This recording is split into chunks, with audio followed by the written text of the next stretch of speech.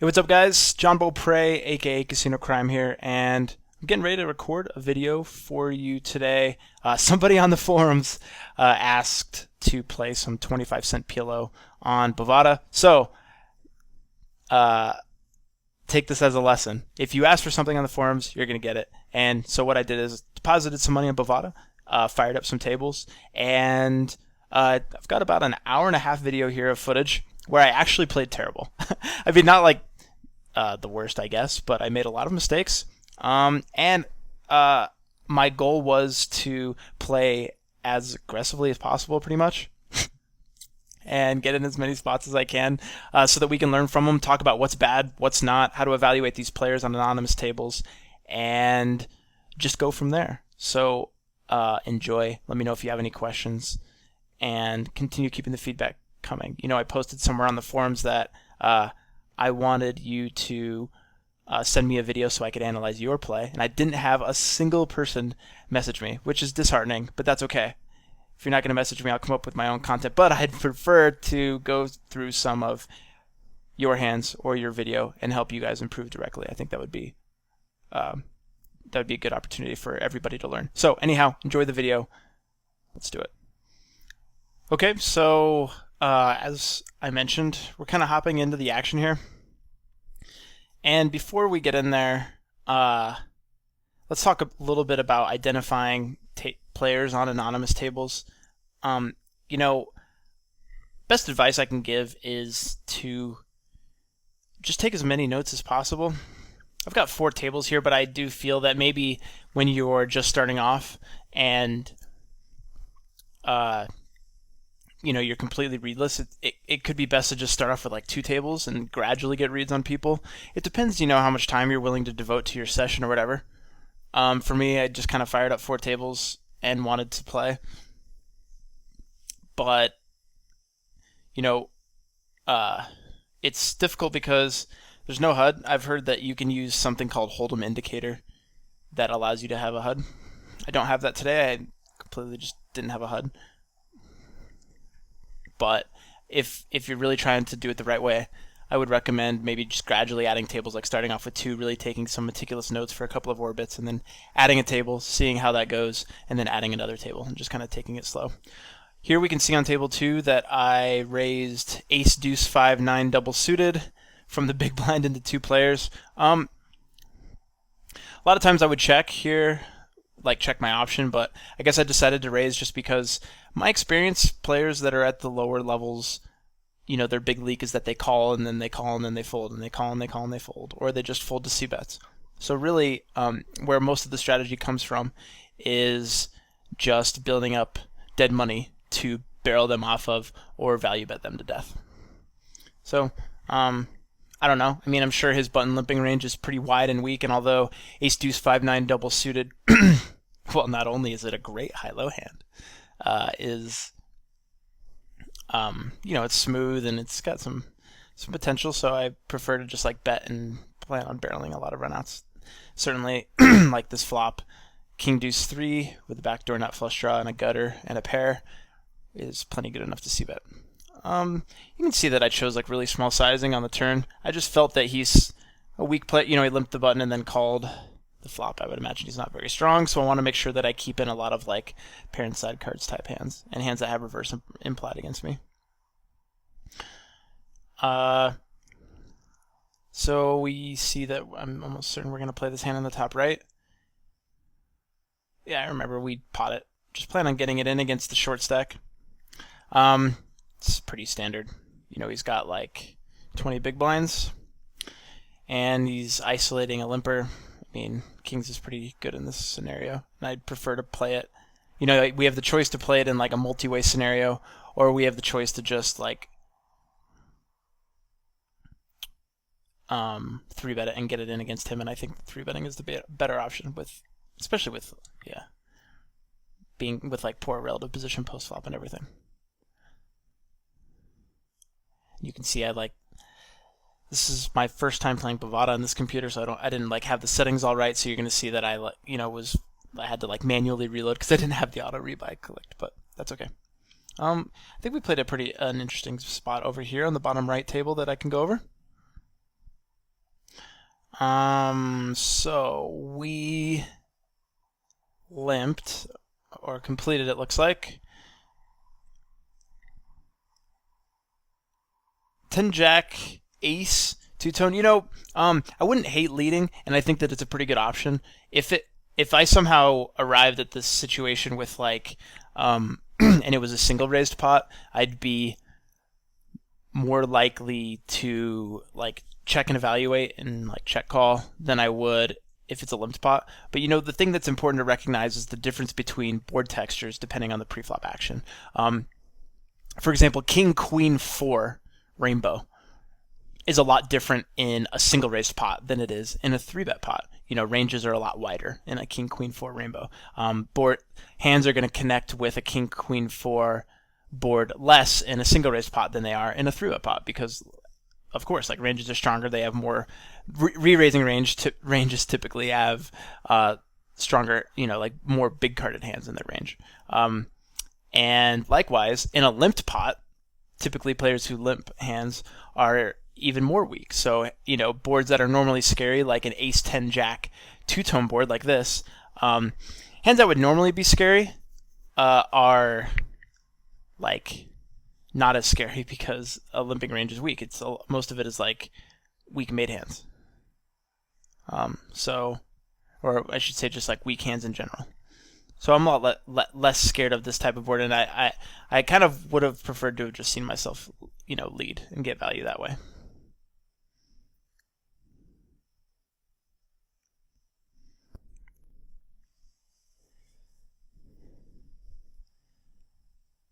Okay. Yeah, I mean, you can see I folded that 6-5-4 deuce with a suit in the bottom left. I mean, maybe for entertainment value I could have raised it, but if you find yourself opening that under the gun, it's poor. You could probably open it from the cutoff. Still fold it from middle position at most tables. But in general, we're looking for, especially in our under the gun range, we want stuff that's pretty nutty and preferably big carded. You can widen it as it gets to be 4 or 5-handed, but for the most part, we want big cards.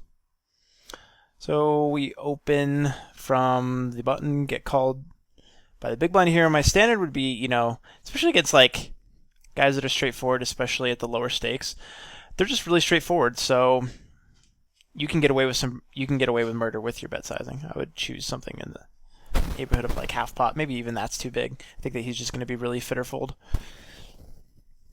I don't remember what happens in this hand, and I don't mind choosing a little bit of a bigger sizing, especially because people will just peel with like top pair most of the time, and there's some good barreling opportunities with 2 backdoor flush draws and a gutter.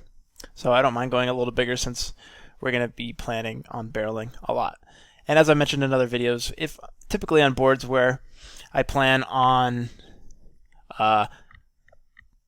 applying aggression or continuing aggression on most turns, I like choosing a bigger flop sizing. Here on the bottom left, as a spoiler, I end up just getting it in. Frankly, I wish I would have folded, and I think that at the time, I was just thinking like, come on,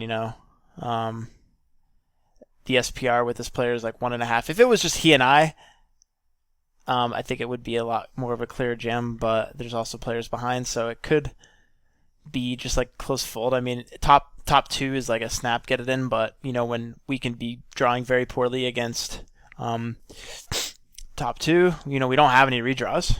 We have, well, I guess backdoor flush draw, and an unlikely backdoor straight draw.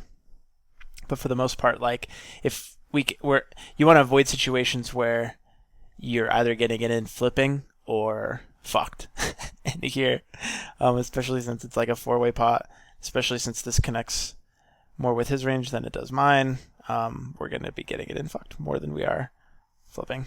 So I would have seems nitty. I think at the time I was just thinking, it seems nitty to fold, like just rip it in. But frankly, like if we're trying to play like solid good poker, it's probably better to just like fold this, make like a tight fold. I'm like, oh god, fuck. But we rip it in. Other guy wakes up with a set, if I remember right, and this guy's got like a big wrap or something. Yeah. So, and he gets the money. Pretty much worst case scenario for us. But hey, I guess our queen was live. I'll take that.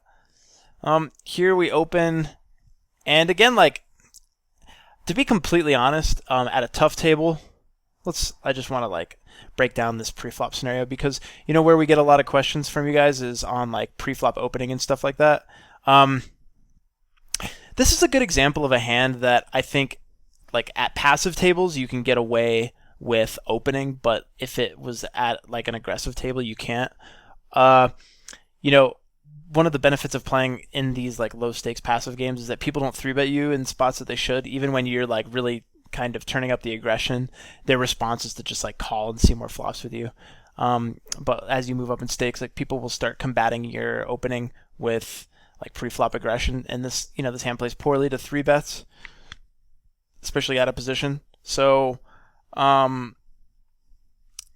like, I don't know, if we were playing, let's say I like hopped in a 5-10 game right now on stars, I wouldn't open this hand from middle position with these players behind me, but I would open it from the cutoff. But in these games, like, players are kind of fishy. They're going to go too far with like bad combo draws. So I think that opening it is less bad. It's still probably not a great open, but of course, like I said in the beginning, I'm kind of like trying to play some spots so we can at least talk about them. It's good for entertainment value, if nothing else.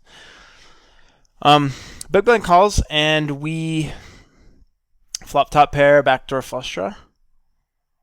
And if I remember right, he checks. So this is a good board to like, basically, there's so many hands that peel us, right? It's easy to bet this flop and say, oh shit, he's got trip eights. But it's important to see the grand picture of, like, these are loose games. People aren't just going to fold draws on this. There's a lot of draws that people are willing to like check call this flop with. Although it would be, if you do have a draw on this board, it's a great spot to semi-bluff by check raising if you're in his spot. But also, like, you always get peeled by overpairs. You always get peeled by like 7-9 jack type hands. Always get peeled by like nut flush draw type hands. And so it's, I think, in my opinion, a good spot to like bring out the barrels, because we block full houses. A lot of his trip 8 hands would have check raised us. So I think the majority of his range is going to be hands that like check call and then check fold. So my plan was to triple barrel him. Here we open, and we c-bet this flop. Like, I'm really not too happy about this flop, because especially when someone calls in the cutoff, like this player, should really connect with his range. So I honestly would prefer, like, sometimes I'll just check fold this, especially against like if the cutoff is tight. But as we've talked about in other videos, this is like the best c-betting situation, is when it's 3-way, you have the pre-flop initiative, and you're second to act. I try to c-bet with as high of a frequency as possible. Here on table 1, we flop a nut wrap, very good for our hand, and we c-bet and hope to get some calls and some improvements. I remember I checked back this turn. I just remember thinking that it was a poor turn for us. Like, a lot of his 10-jack-X hands would have check raised the flop, and I could definitely see him having, like, I just felt like it was a turn that he wasn't going to fold on. I think that if the turn would have been something lower, like a deuce, I would have just like potted it perhaps. But here, like, he definitely can have like queen 9x, 7-9x type hands. And I wanted to make sure I realized my equity, so I decided to check it back and see if I got there rather than barrel. I just felt like it was a poor barrel card for me. If the turn would have like paired the board, if the turn was like a 10 or a jack, I would have barreled. But on that particular turn, I felt like checking back was better. Here we check, flop it up and under. Sometimes I'll donk this, but not in a 4-way pot. I would donk it in a 3-way pot, but in a 4-way pot, I'd play more straightforwardly. I still think it's a pretty good spot to, looking back at it, I still think it's a good spot to donk, but I certainly don't mind just checking and giving up. And we get a crying call from something. It's a shame we can't see his hand, but that's okay. We flop top 2 on an ace king 10 rainbow flop when we raised under the gun. Again, like, this is another hand where, frankly, I really don't. Let's go back just for a moment. I frankly don't I don't really like this open under the gun, but I mentioned that I was going to try to play some pots for the video, which I did. And I don't know, I mean, and to be completely honest, like, let's say that I somehow had to go back and grind like the micros, I would play more hands than an average player just because I'm comfortable with my ability to barrel more and be able to avoid tough situations while also like value betting thinly. So it's probably not the worst open this under the gun, but certainly like in a normal game I would just fold this under the gun. Although it is very nutty and it's like got some big card potential, I don't like having the ace and the king suited. If it was like ace deuce suited, king 6 suited, it makes it a significantly stronger hand. But the way that this hand is structured and the fact that we're under the gun decreases the value of it a lot. And I think it's important, like, I didn't say this on the top left table, but when you're choosing your sizing, in these kind of situations you can go a little bit bigger just because there's a lot of different straights possible, and the fact that I checked back the turn means that I have less straights. I think it's like, you know, most people with like even a 9 will call you here a lot. You'll get, you know, like king 9 definitely is calling. So I like to go on a little bit of the bigger side since we checked back the turn and we look weaker. Then I like to bet a little bit bigger because you can expect to get called more often. The c-bet sizing here on table 2 is good. You can really like realistically expect to just get a lot of folds. So I want to make sure that I get, you know, 2 streets from like king 10 type hands or ace 10 type hands. Obviously not a great river for us. I think that you could definitely have like a lot of times you see like the ace 10s and the king 10s or like kings full or aces full, but fortunately he just like had top pair in a gutter and turned a flush draw, it looked like, but didn't get there.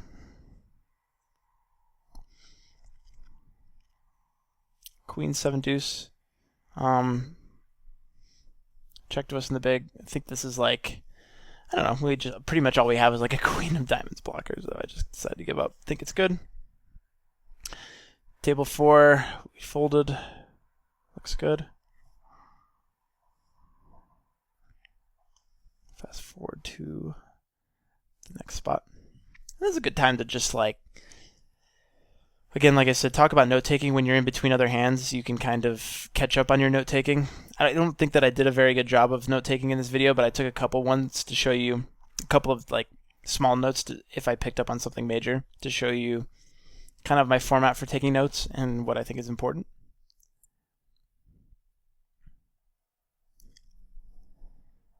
Let's see.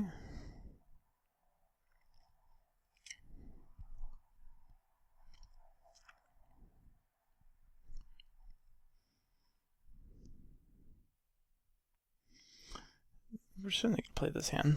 The ace jack 10 6. You know,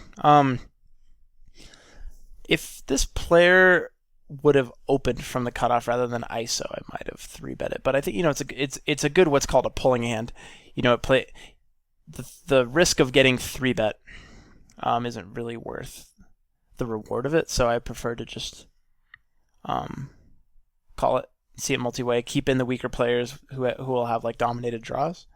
And especially since we're in position, I think that's a good play. I mean, you can see I'm kind of like taking some notes on this guy. Loose passive pre, likes to call, fold, post so far, and we saw him limp under the gun. So we can like label him as being passive. And I didn't do this in the video because I guess, like I said, I'm a little unfamiliar with the software, but what I would prefer to do is give him a color as well. One thing that's nice about color labeling players is it makes multi-tabling easier. And you can see if people are, you know, my color schemes, for example, is blue is passive player. So if a table is blue, it's like typically a passive player. Allows you to get more in a rhythm and just be more organized. Here's kind of interesting. This guy check called the flop. I kind of frankly expected to barrel. I just didn't think that he was going to be check calling very strong hands. I thought he would have like an aces sometimes, maybe just naked spades. And you could see I chose like a smaller sizing. My logic was that I didn't want to give spades a free shot at it, and I also thought he could call with worse, but I also wasn't worried about getting check raise bluffed, and I'm just assuming that he was slow playing something strong.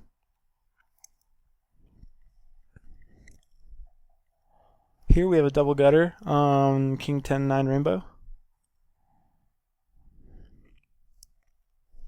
I would imagine we bet. Looks like we do.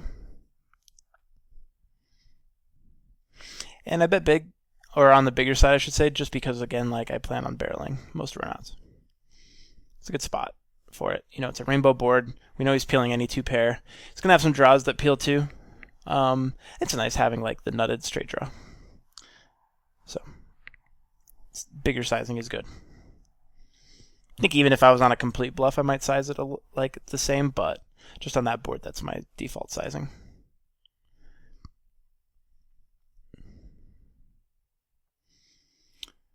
Okay. And we just muck the king queen 7-8 with a suit. You know, we didn't have any reason. This guy, he opened under the gun. That's a hand that plays pretty poorly against under the gun range, so I just decided to dump it. Against some players, like if he had opened from the small blind, I would call in the big blind, but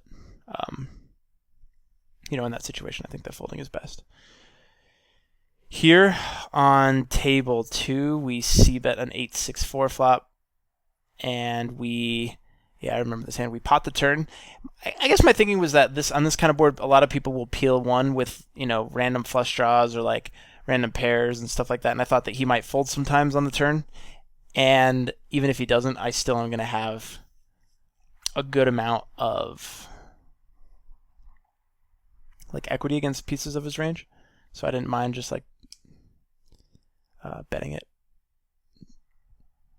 But you know, especially given the action, like he's going to have the front door flush a very high percentage of the time, so I just decided to check fold and give up rather than bluff. Although I wouldn't have hated like following through. I think it's probably fine to just check fold. I think you run into a flush given the action there a very high percentage of the time.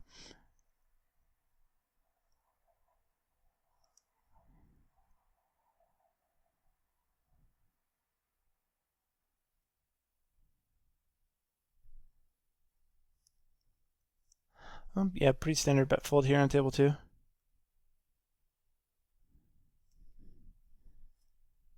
Cool.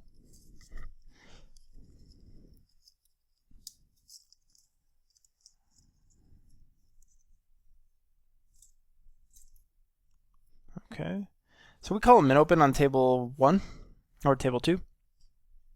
Flop top pair, top and bottom pair, I should say, with a gut shot. Yeah, and like, if he would have bet, I likely would have just check raised for value. It depends on his sizing. If he would have potted it, I probably would have just checked. Or I'm sorry, just called. Because, as I've said in other videos, let's look back at my sizing here. I think it's kind of interesting. You know, some people might check here, but this guy seems pretty passive from what I've gathered. And I thought that I was value betting, and this is a cool spot because I don't want to say a cool spot, but like because sometimes you value on yourself. But what I was really looking for was to get called by like a 7-8 type hand, and you can only really do this against people who aren't gonna bluff. It was my read was that he was passive and could call with like a rivered ace somehow. Maybe he'll even find a hero call with like kings. I mean, kings is pretty unlikely to hero call, but I'm just saying that the point being that where you make the money at these stakes is from value betting and getting thin value when you have the best hand. And although like you will value into yourself here sometimes, I think that value betting is pretty good. And just given the action, I think I felt that it was much more likely that he would have like a 7-8 type hand, or an 8-3 type hand, than he would like ace-3 or aces up. Here is actually kind of an interesting c-betting spot. So let's make sure we get the action. I believe I squeezed. Nope, I just raised. And the small blind and the big blind both call.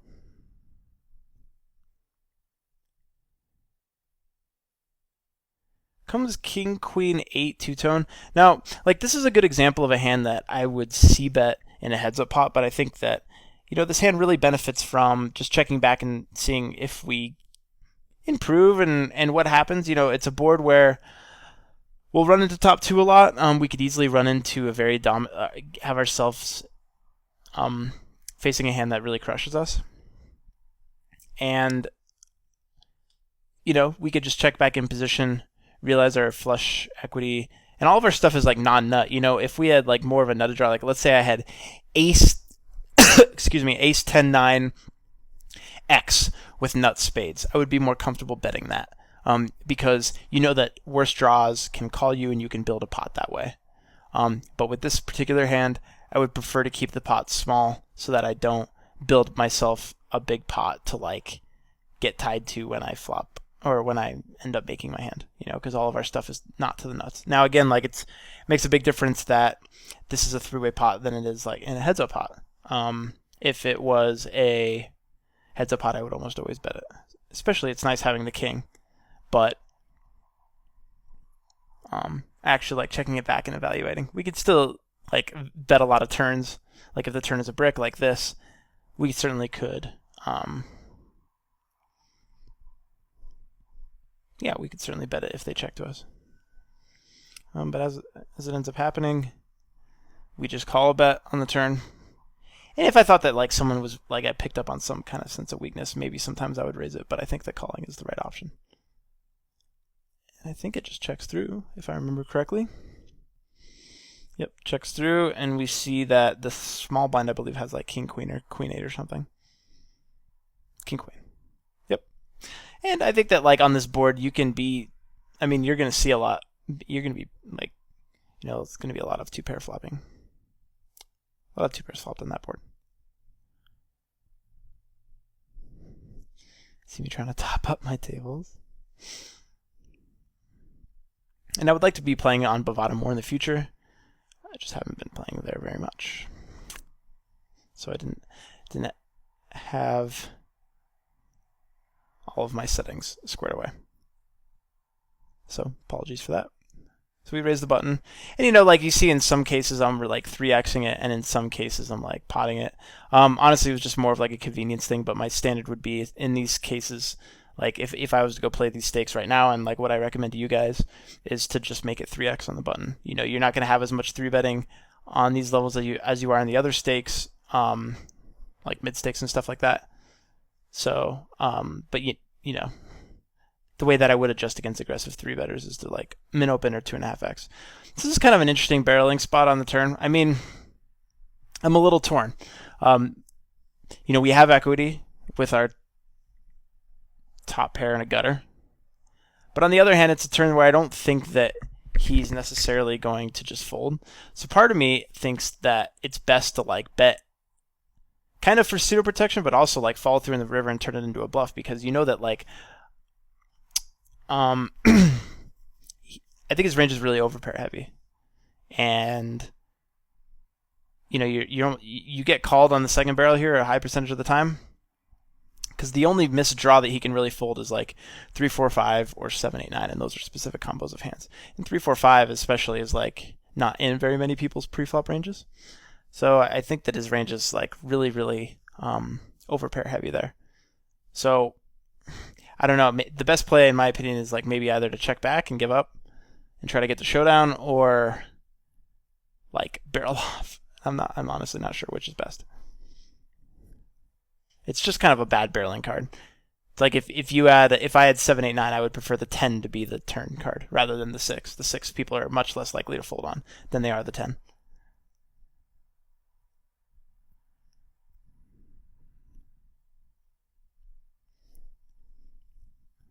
Yeah, and you can see, I'm sure we just like c-bet here. It's not obviously an ideal board, but we have some equity. Our deuce is probably live, and the ace is probably good, and some good run-out barreling cards, so may as well just bet.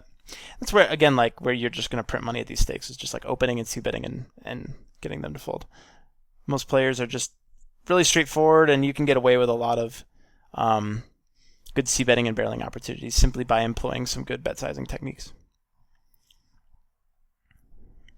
I limped blind versus blind.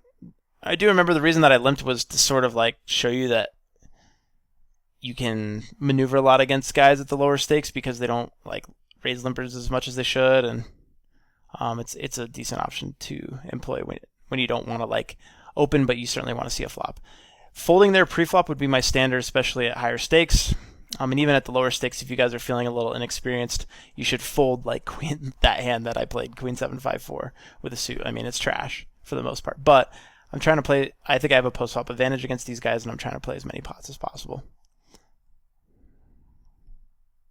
But in general, like, if you are folding that hand, you're playing it correctly. So this hand on the top right, I also want to say that I thought that it was 25 cent, 50 cent. I was mistaken and thought that he was in the big blind and that he didn't min open. So I thought it was like I was isolating a limper instead of 3-betting, which drastically changes it. But as played, I kind of like had to go with it once it was as played. But ignore that hand. That was certainly a mistake. I think that as like if I would have known the actual action, I would have just folded to his open. But we got lucky.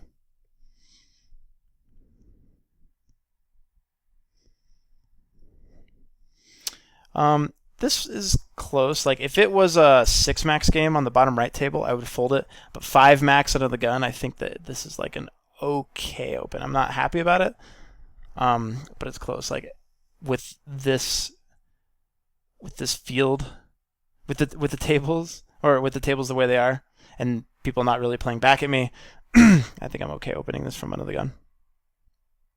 Post flop's pretty standard.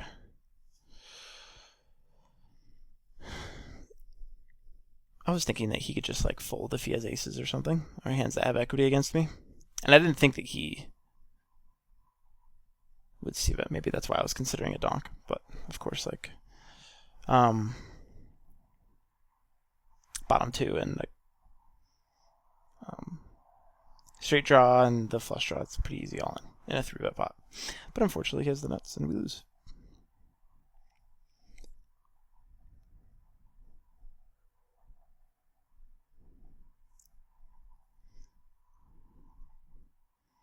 So it looks like we played shorthanded for a little while.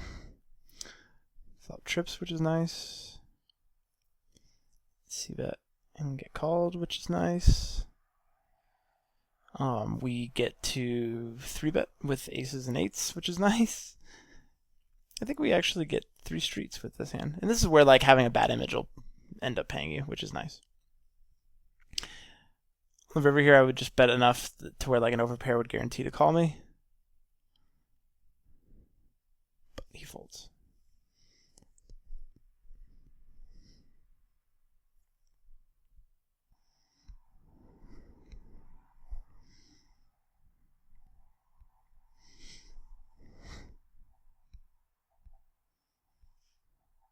Again, you know, pretty standard post flop, I guess, just potting it into 2 other players. I might take a different line if I was playing like 1 player, but into 2 players, especially given what the stacks were, I think that just potting it is fine. You know, here I was trying to get it on another full table.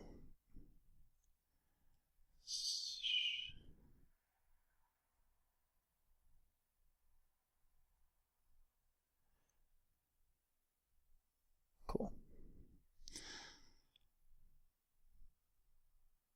And you know, actually, I think that that's a pretty good stopping spot for today. Covered a lot of good situations. I'd like to break this into like a 3-part video. And if you guys want to see more like bigger stakes stuff, like for you guys who maybe want to see more like 1-2 to like 2-4 or even like 5-10, like just write that in the chat box. Like I don't know. It seems like a lot of the guys here are small stakes or micro stakes guys who are looking to move up. So I thought that maybe playing some videos at the lower stakes was good. But you let me know what you'd like to hear. If you want hand history review, that's good too. Or you know, maybe what I could do is just alternate every other video where I do like a hand history review or a video review of one of you guys, the members playing. Like if you guys think that would be useful, I could do that as well. So let me know. Hopefully you guys enjoyed the video. Casino Crime signing off for today. Good luck, guys.